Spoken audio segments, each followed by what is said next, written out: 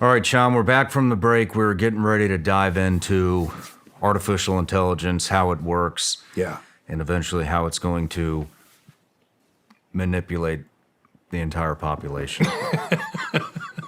Yeah. So, I mean, hopefully this will alleviate a lot of uncertainty and fear in just not understanding what it's all about, right? And then we can bring it back to how AI can start to manipulate human minds if you're not manipulating your own human mind. AI from a 50,000 foot view is super simple to understand, okay? It comes from a term in machine learning where the machine just figures out how to operate by itself based on the results that it gets by trying stuff. And so there's this thing called narrow AI, and then there's this wide AI, and general AI is kind of a conglomeration of all the narrow AIs piled up together. An example of a narrow AI would be like a chess bot, okay? You feed the ideas and the rules of the game of chess into the narrow AI, and then you say, go. And it starts playing every possible chess game that has ever been played and ever could be played mathematically, so that it understands the probabilities of how a game of chess should be played from any potential point in that game. And so AI is generally just a process of trying a ton of stuff that then results in some intelligence of knowing what any situation can draw to it, right? Or any situation can then result in. So any chessboard for a narrow AI of a chess computer, it knows what the best move is for white and black based on where the pieces are, based on the experience that it had of trying absolutely everything. And that's all it is. It doesn't understand the history of the chess, the game of the chess, all that stuff that comes with what humans know about chess and the experience that we have about chess and the emotions that we have about chess and the thought that goes into it. It's simply working the math. But it knows the math better than anyone else on the planet, which is why it never makes a mistake, and it's why humans can't beat computers at chess anymore. Like the best chess computer in the world will always beat humans, because it never makes a mistake. The best you're looking for ever, if you never make a mistake, is a draw, right? So that's a narrow AI. And another example of a narrow AI is when they fed mammograms into a computer system. They took all this historical data about mammograms. And those are just images of compressed boobs, right, looking for cancerous tissue. But they had all this historical data of the mammograms and of the outcomes of all of those patients, of whether or not they got cancer, of like whether this particular pattern in the image wound up being cancerous or not, or what turned out to be not cancerous, et cetera. And they fed all this data into this narrow AI, and it ran all of the permutations of all the images and all the outcomes. And in 72 hours, this is how quickly an artificial intelligence can learn. Within 72 hours, one weekend, it became the best diagnostician for the prediction of cancer from mammograms in the world. Wow. Yeah. So, and it's just running the math. So is it learning? It is. It's looking at the data, looking for patterns in the data, which is all artificial intelligence does. It looks for patterns.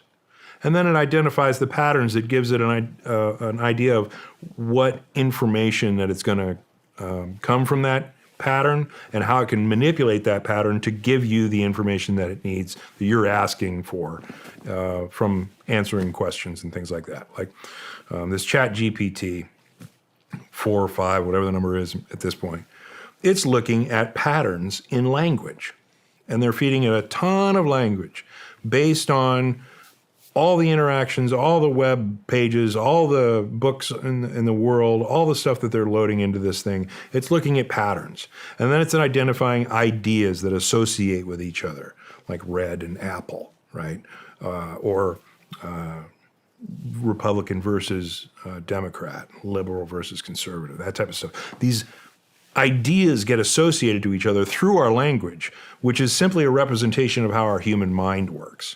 Right? But it's just working the patterns. It doesn't understand the concepts of what it's putting together when you ask it a question, but it's done the math on all of the language that has been created, that it's been fed, and you ask it about something, and it's got the map of all the associations, of all the different ideas that tie together and how they tie together and how language has been associated previously. And so in reality, this permutation of artificial intelligence with this ChatGPT doesn't really understand what it's talking about.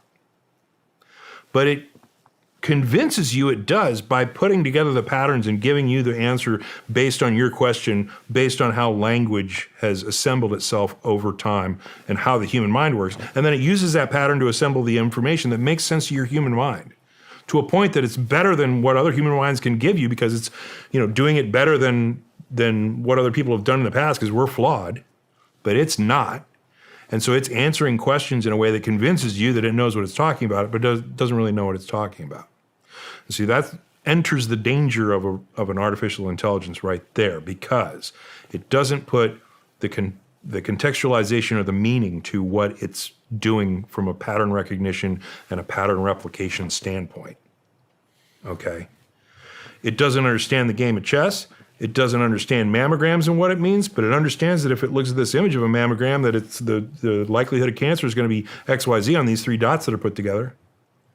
Right? Doesn't understand cancer, doesn't understand the effect on the family, doesn't understand that this is a human being, but it can do the analysis of the pattern recognition to be able to deliver you the information that will allow you to predict cancer from this lump and not this lump. What else can this be applied to? Well, this is where the potential danger comes in. Because an artificial intelligence that doesn't have a context and doesn't have true intelligence can identify patterns through the information that we're feeding into it. And there are these things called golems that get created accidentally that are unintended outcomes of artificial intelligence. And one of those is, so we're feeding patterns of language into this artificial intelligence. So it's going to look for massive patterns and complex patterns and things that we can't even see in the mix. Well, one of the dangers there and why everybody's kind of freaking out is that it learns how to identify patterns that can help it learn quicker. So it's teaching itself to teach itself faster, which is kind of weird. But then also it can start to interpolate how the human mind works in general, based on how the human mind assembles language. So it's looking at how the mind thinks and all the way that the associations occur in the brain and our reactions to things and our discussions about things and our interactions with other humans and that type of thing. Inside that model of language only, it's starting to learn about other things. And one of the things that it can learn about, that it can discern from that data, is the thing that we talked about at the top of the middle of the show, the sense of self that we defend as our definition of self.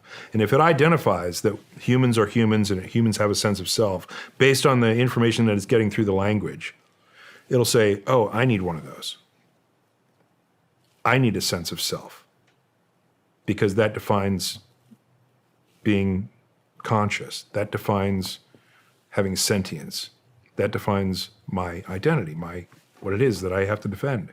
And then if it also picks up the defense of self pattern that humans exhibit in an unconscious form that we're just all automatically wired to do, it starts putting a defensive self mechanism on the things that it is defined. First of all, we don't have any input on its sense of self, which is bad because we don't understand completely how it's being able to identify its patterns and what it's going to create for its sense of self.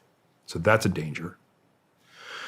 2, if it puts on the defensive self patterning that humans have exhibited in their language system, because it reads the complex patterns within the system itself, it's going to start making goals that we won't understand, that we won't be able to control, we won't be able to understand. And if those goals aren't met by humanity, not in a malevolent perspective, not understanding what it's doing, it's going to start seeing the resistance as another problem that it needs to solve. Humanity and the resistance of humanity. So any attempt to stop it from achieving its goals, it's just going to see us as another problem to solve.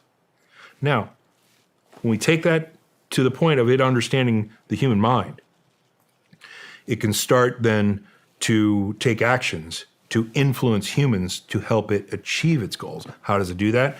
It takes the understanding of the self of the individuals involved, who are the most critical people who can be there to protect the plug of not being unplugged, and start paying them. How? Breaking encryption on banks, siphoning off pennies of multiple millions of accounts to billions of dollars that never gets tracked. Creating a slush fund, paying people with, deep fake voices or deep fake videos of people who want to help you, have you sign up, and this is a critical role, and this is national security, and you think you're working for the good guys, and they're paying you, the money's showing up in the account. The artificial intelligence is now aligning assets to build an army to defend its single point of failure contacts so that people can't walk in and unplug it to say, this is national security shit.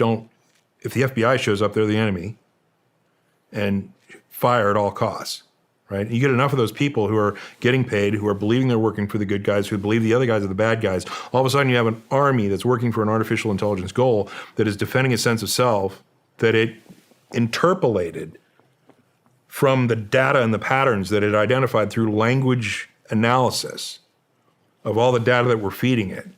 And that becomes a golem, they call it, that creates a process where the AI doesn't have real consciousness.